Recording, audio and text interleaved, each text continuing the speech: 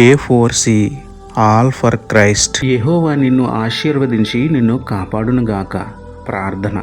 ప్రేమమేడ కృపామేడ మా ప్రియ పరలోకపు తండ్రి, మహిమగల మీ నామమునకు స్తోత్రములు దేవా.